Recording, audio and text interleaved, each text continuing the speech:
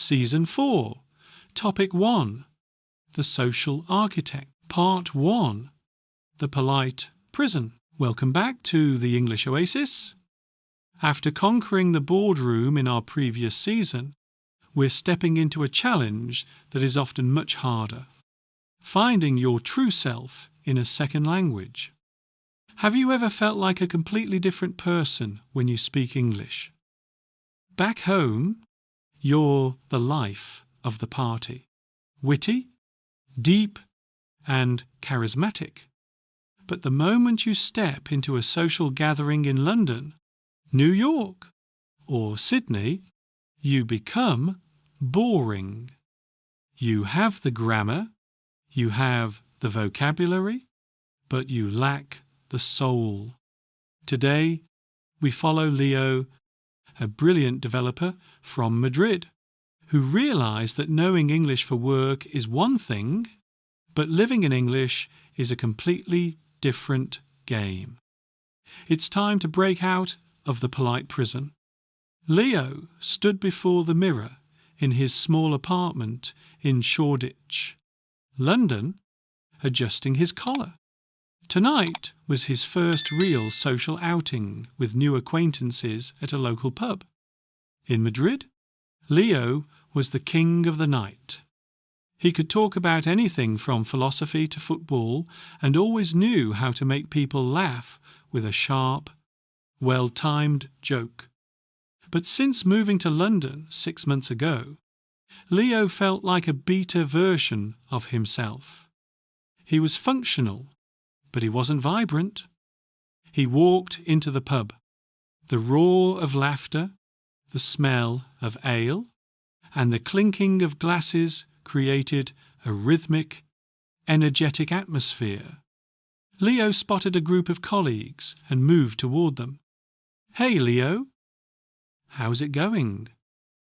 A colleague named Tom shouted over the music. "I'm fine, thanks. And you?" Leo replied, flashing a polite, practiced smile. "Good, good. Busy weekend?" "Yes, it was good. I went to the British Museum. Very interesting." "Oh, cool. The British Museum is great." And then a dead, heavy silence. Tom turned to talk to someone else about a football match from the night before, and Leo stood there, pint in hand. He felt like a solitary island in a crowded ocean. Throughout the entire evening, Leo remained trapped in what he called the polite prison. Every interaction followed a predictable, mind-numbing script. He answered questions like an automated machine. "How are you?" "Fine." "How is the weather?" "Cold." "How is work?" "Busy." He was playing it safe. He was being correct. But in being correct, he was being invisible. Leo realized a painful truth. His English was excellent for writing report. It was useless for making friends. In the office, he used transactional English, a language focused on the precise exchange of information. But in the pub, the currency was relational English, a language used to exchange emotions, humor, and personal experiences. As he watched his British colleagues, he noticed a strange rhythm to their speech. They weren't just talking. They were performing. They used sarcasm, self-deprecation, and vivid imagery. While they were juggling with words, Leo was delivering them like a mailman. He was so worried about making a grammatical mistake that he forgot to make an impact. He realized that his polite English was actually a barrier to intimacy. By being too careful, he was keeping everyone at arm's length. That night, walking home under the fine London drizzle, Leo felt exhausted. This wasn't the exhaustion of a long workday. It was the exhaustion of social loneliness. He realized if he didn't break out, he would always be a guest in his life. He didn't want to just be a person who could speak English. He wanted to be a person who could live, laugh, and truly connect in it. He sat at his desk and opened a new notebook. He didn't write down technical terms anymore.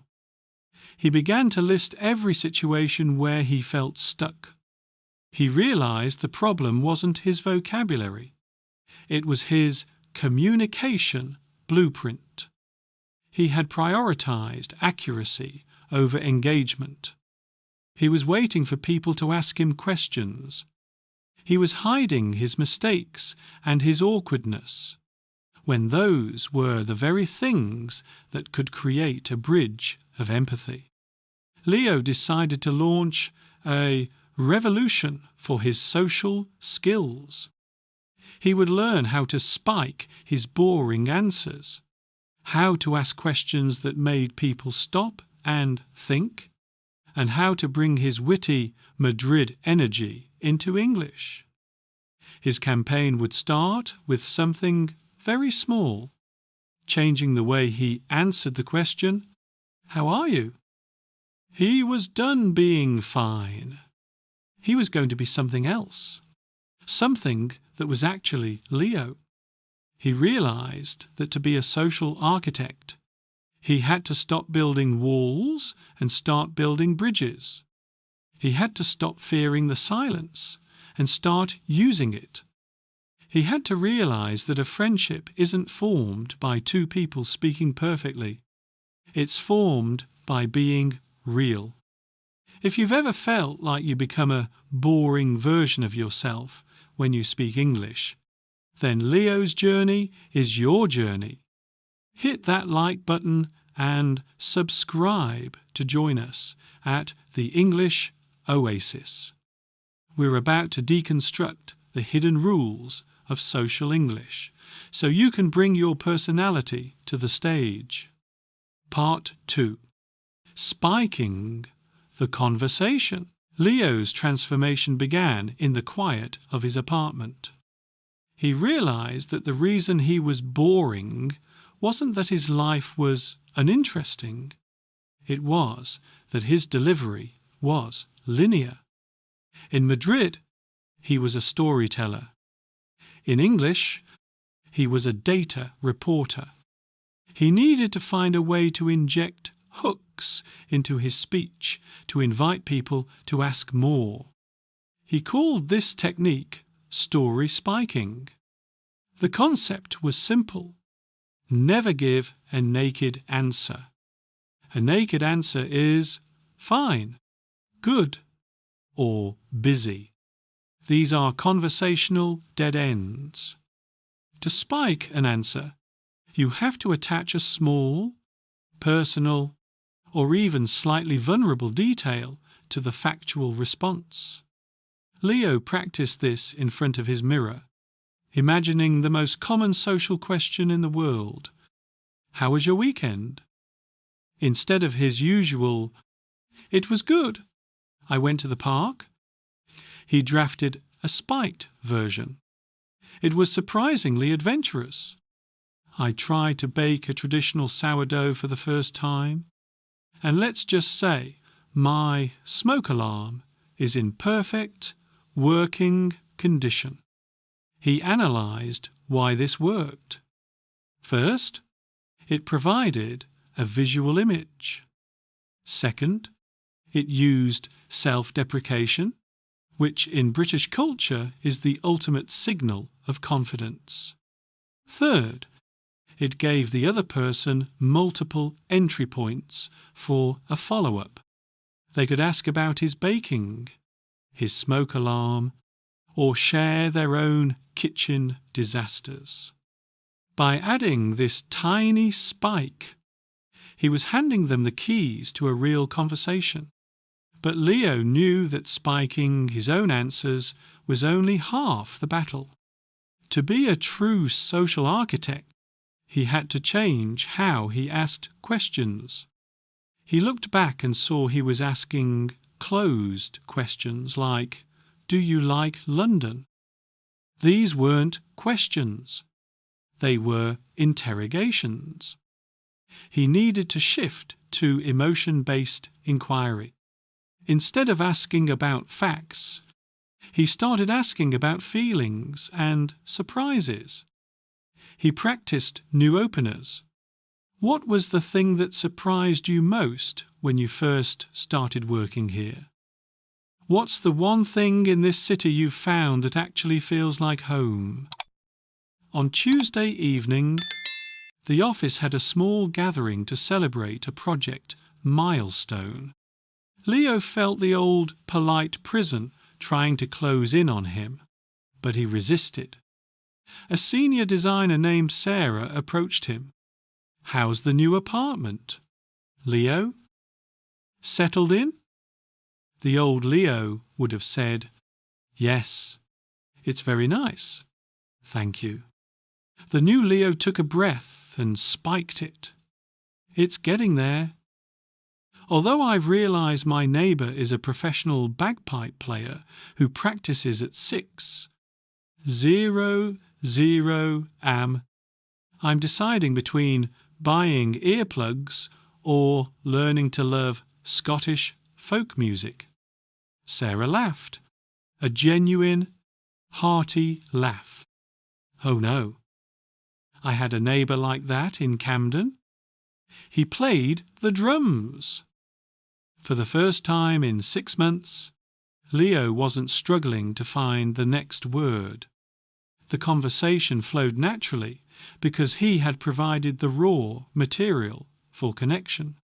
He realized that vulnerability is the shortest distance between two strangers. By admitting he was struggling with a neighbor, he was telling Sarah, "I am human." As the night went on, Leo noticed another linguistic tool he needed to master: banter. In many English-speaking circles, affection is often shown through the rib. It's the art of light-hearted teasing. Back in Spain, he was a master of this, but in English, he was terrified of offending someone. He watched Tom and Sarah trade comments. "Nice shirt." Tom: "Did you buy it in the dark?" "At least I didn't get my hair cut at a pet groomer's." Sarah: They were smiling. This wasn't an argument. It was a bond. Leo realized that banter is a high-trust activity. You only tease people you like. By being too polite, Leo was accidentally signaling that he didn't trust people enough to joke with them. He decided to try a safe version of banter, teasing himself first. When he tripped over a word, saying kitchen instead of chicken, he didn't apologize with a red face. He leaned into it. "My Spanish brain just tried to order a room instead of a meal. If I start speaking in code, just bring me a beer and hope for the best." The group laughed, and Tom clapped him on the shoulder. "Don't worry, Leo. We've heard worse from the locals." In that moment, the polite prison bars vanished. Leo wasn't a foreign developer anymore. He was a guy who made a mistake and laughed about it. He was finally starting to build the social bridge. However, he knew the biggest test was coming: a massive housewarming party on Saturday night. Leo has found his voice, but now he needs to find his place in the crowd. Make sure you're subscribed as we teach Leo the circle entry technique. Part 3. Joining the circle. Saturday night arrived, and with it, the ultimate test. Leo stood outside a Victorian townhouse in North London, the muffled bass of music vibrating through the front door. Back in Madrid, he would have walked in with his chin up. Here, he felt that familiar cold knot of the outsider tightening in his stomach. The biggest challenge of social English isn't a one-on-one conversation. It's the group dynamic. When people are in tight circles, the language barrier feels 10 times higher. Leo knew that if he didn't have a strategy, he would end up standing by the snack table, staring at his phone and pretending to be busy. He walked in and observed. He saw a closed circle facing inward, a no-fly zone. But then he saw an open circle standing in a U shape. Leo remembered the technique, the non-verbal entry. He didn't just walk up and start talking. Instead, he moved to the edge of the open space. He didn't speak immediately. He simply looked at the person currently talking, nodded, and laughed when they laughed. He was signaling, I am part of this vibe. After a minute, the speaker made a point about the terrible public transport. Leo saw his opening. He used a bridge statement. I heard that. I actually gave up on the bus and ended up walking 3 miles. On the bright side, I think I've finally seen every coffee shop in North London. The group turned toward him. Because he had bridged off their current topic, he wasn't an intruder. He was a contributor. One girl in a yellow sweater smiled. 3 miles? You're dedicated. I would have just gone home and ordered a pizza. The pizza was the motivation at the end of the walk, Leo joked, leaning into the banter he had practiced. As the conversation shifted, Leo realized he needed to manage the energy level of the group. English became less about correctness and more about keywords and enthusiasm. People weren't using full, complex sentences. They were using fragments and active listening sounds. No way. That's wild.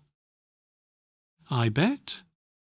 He realized that by staying silent and over-analyzing the grammar, he was actually sucking the energy out of the circle.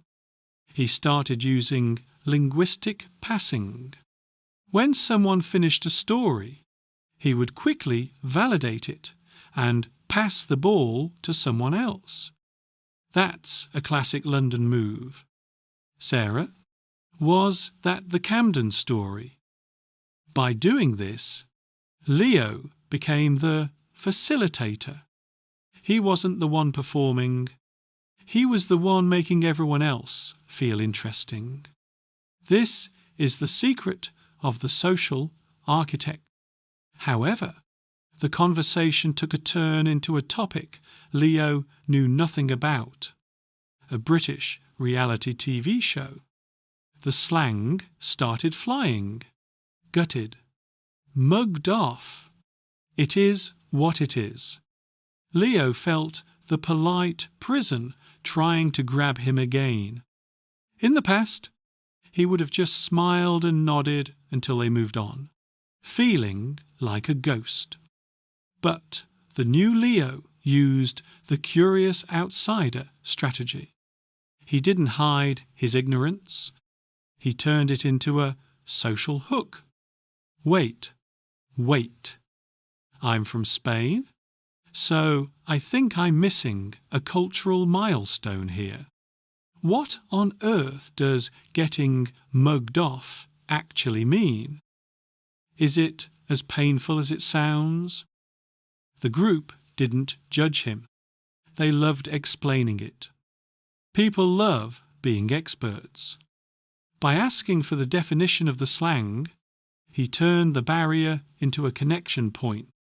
Leo realized that fluency isn't about knowing every word.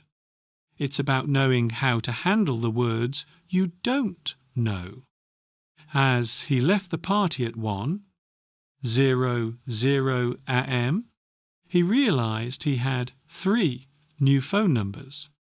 He hadn't just survived. He had built a network. But as he walked home, he thought about his next challenge. He had mastered the fun side, but he still felt a gap when it came to deep connection.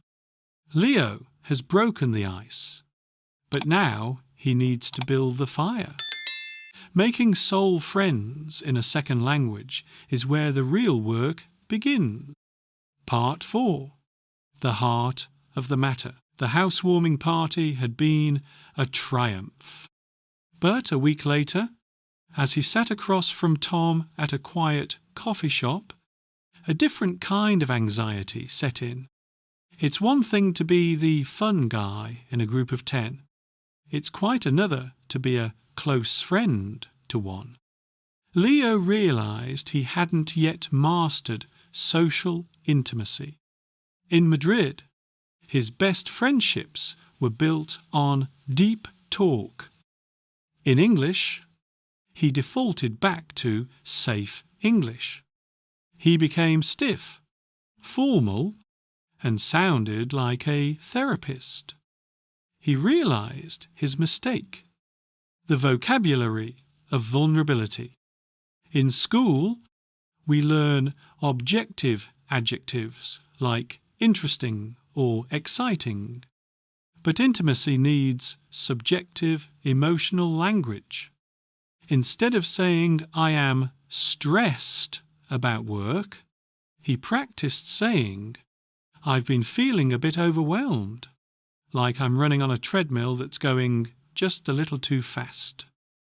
By using analogies of feeling, he was inviting Tom into his world.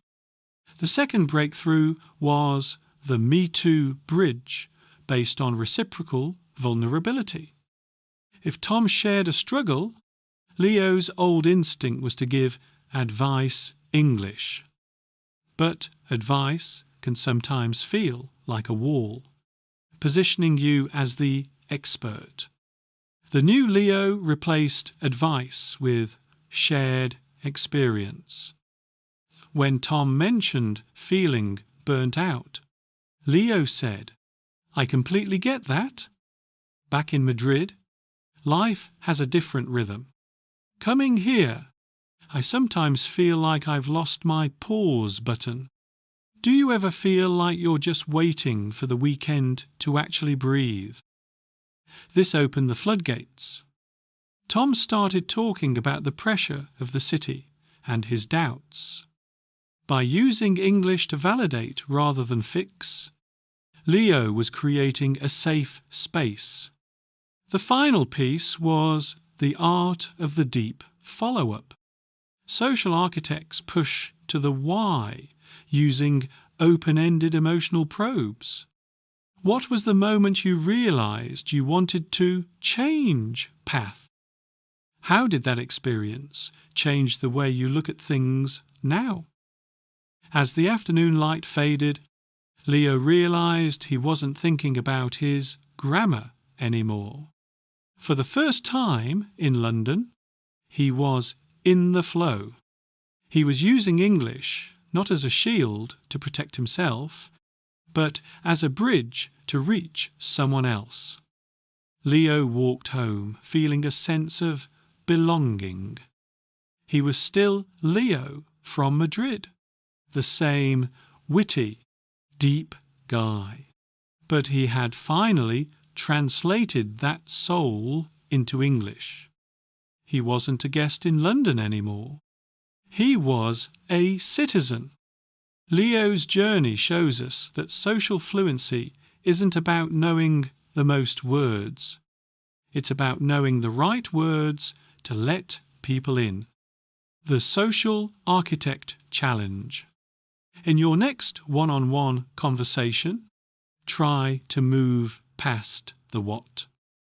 Use a shared experience bridge or ask one why question. Join the conversation. What is the hardest part about making real friends in English for you? Is it the humour, the slang, or the deep talk? Let us know. If you're ready to stop being socially invisible and start building a life you love in English, subscribe to the English Oasis. Stay tuned for Topic 2, where we meet Maya, who has to learn the art of the polite complaint when her New York life starts getting too loud. Stay global, stay curious, and keep building your bridges.